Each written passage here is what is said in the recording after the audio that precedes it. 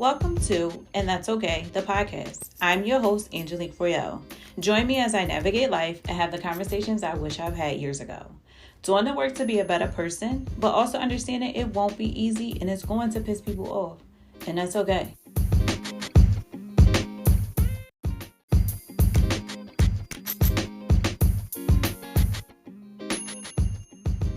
Hey, are you thinking about getting married? Has it crossed your mind? Are you married? Are you engaged? Did you pop the big question? Let's talk about marriage in today's world. You know, people get engaged. People have their own expectations, and family, friends want you to do things this way, that way, this way. Well, I'm a wife. I've been married for 1.5 years now. Still new to the game, but I figure I can share a little bit of wisdom to someone that may be thinking about getting married or is engaged. So I'm going to tell you a little bit about my journey with wedding planning and up until now.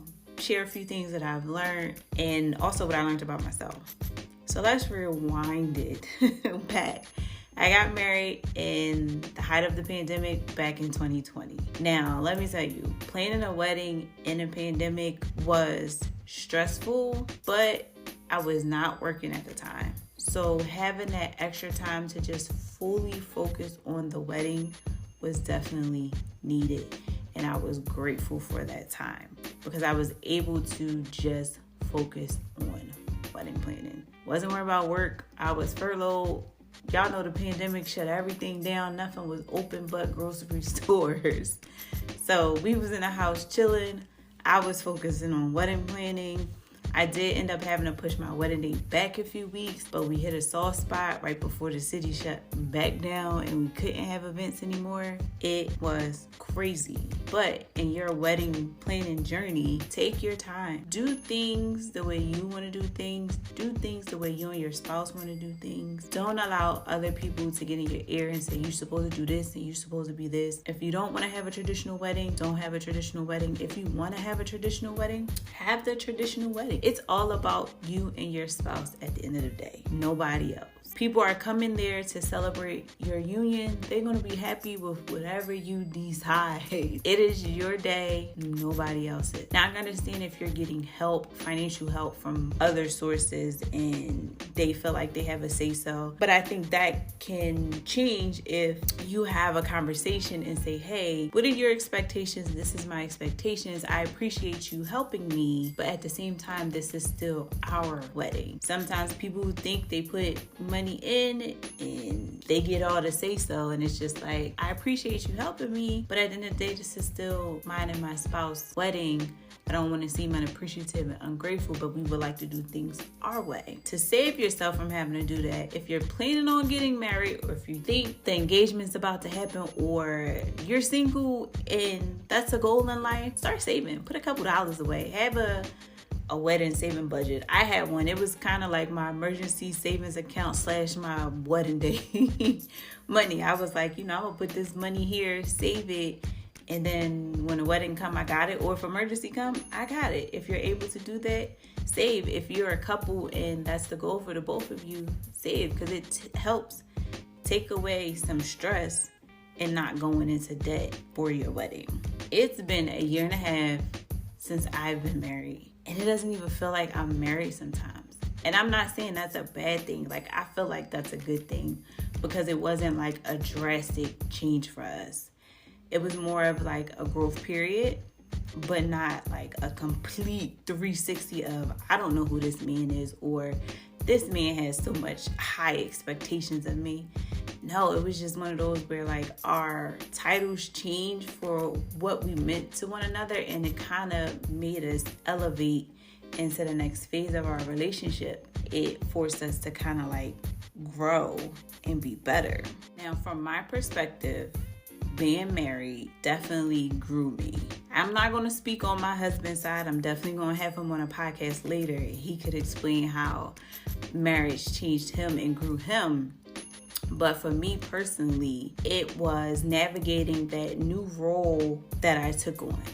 It was like I was no longer the girlfriend, the fiance. I was now the wife. If you're biblical, you know, it goes God, then your wife, then everybody else. Your spouse comes before all. And it was like adjusting to that was quite easy for me because I already viewed my husband in that state. Like, I don't play about my husband, like, not at all.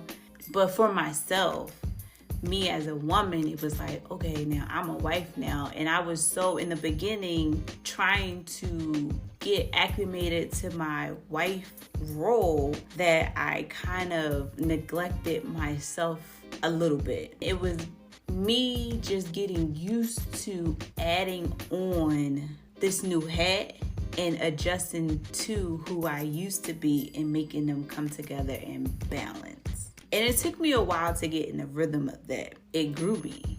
You know how like you got a snake and the snake sheds its skin to reveal a nice, beautiful new coat? This is kind of how that process was. It wasn't like, oh, I'm losing myself, I've lost myself, I don't know who I am anymore. No, it was more of like you're growing and evolving into this woman who is now a wife that has a partner that supports and loves her, that also pours into her cup, and it adds to you, me. So if you're thinking about getting married, if you're engaged and you're worried about, am I going to lose myself? How am I going to do? No, it's all about navigating the transition. It's about how you still stay true to you, but also adjust to this new role you took on. No, it's not going to happen overnight because you and your husband may be trying to fill out what marriage looks like for the both of you. So it's going to take some time, but definitely give yourself grace, have patience, and also talk to your spouse and have open conversations. I will always advocate for a community. If you have girlfriends that are wives or husbands and men, if you have friends that are husbands, like have these conversations and ask these questions so that you don't feel like you're alone. You can have a conversation without telling your business to people. You don't have to go in depth about everything, but have the conversations. Like, it's good to have community so that you don't feel alone. You're going to change. As people, we're going to change no matter what. We're going to change. And that's okay. Because we evolve as people. As we grow, as we get older, as we experience things, we evolve. So as you are coming into your new role as a husband or a wife, things are going to be a little different. It's going to take a little minute to adjust. You're two people coming together and becoming one when you're used to just being you, or you're used to just worrying about yourself, and it's just like, now I have to worry about me also and this other person in my decisions. And now if you're a mother and you have kids, you kind of have an idea what that's like, because now with your kids, you worry about what your kids are going through. Your decisions affect your kids. And it's the same thing as when you have a spouse and vice versa. Like your spouse, whatever your spouse does affects you. Whatever you do affects your spouse. So it takes a lot of grace, effort, intention to continue to stay on the same page and move as partners and not enemies. No one's perfect, so at times it may seem a little hard, but anything that's worth having is worth fighting for. Nothing in life that's good is easy. And if it's easy, sometimes people are like, this joint too good to be true, so I don't even want nothing to do with it. But it is a journey.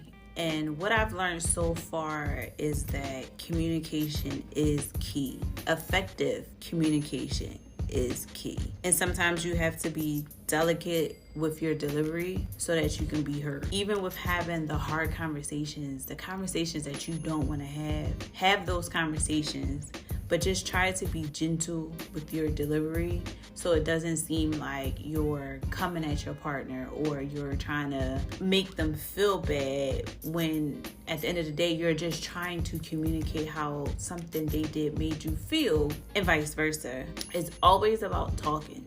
Talk. Have those conversations, even the hard ones. It's going to be hard to open up and to be that vulnerable with each other. But if you can't be vulnerable with each other, who else are you going to be vulnerable with?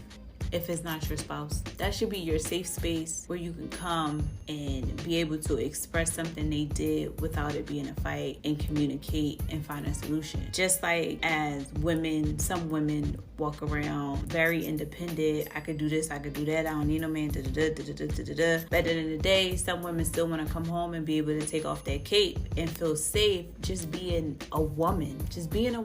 And same thing for a man. He go out in this world, he gotta do this, he do that, he take care of this, take care of that. And he wanna come home and take off his cape and just be the man for you. So why not create that environment in your house by creating a safe space with each other and communicating? Now, I'm not no professional, so don't be sitting here thinking like, oh, okay, girl. But I'm just going based off of my experience and what I would like to see. But ain't no way, I'm not no professional, so don't be up here trying to quote me and stuff. But if you like what I'm saying and you agree, try it. You know, I would try my best not to give you any bad advice, but I would encourage you to find out what works for you and your spouse. That's another key. Find out what worked for y'all. Like, you have to find out what marriage looks like for y'all. It may not be traditional. It may not be what everybody else been telling you all your life that it should be. And you're upset because it doesn't look like that when that doesn't work for y'all. So you have to take the time and figure out what works for you too, and build on that. And take it one day at a time. Take it one day at a time. Don't hold grudges, you know, have those hard conversations and just create that environment where you both can be vulnerable and still feel like you're being heard and valued and appreciated. From my experience, marriage definitely does reveal a lot of things about yourself as an individual. It's things that you would not necessarily figure out if you were single because you're not interacting with somebody else. So it would shed light on some things. Some of the things you may not know that, oh, I need to work on that, or I didn't even realize that about myself. And some of them things are good, and some of them might not be so good. But it is a journey. It's a journey. We're all growing as people. And for the record, if you have issues before you get married, when you get married, those issues get magnified. So if you know about these issues and you could fix them before marriage, fix them. If you don't recognize them and then you get married and then you recognize them, work on to fix them or to compromise. You won't be able to change everything about your spouse, but you could find a common ground, especially if love is the root of it. You could find a common ground. It's good things about marriage that I'm learning and looking forward to this journey as we grow together.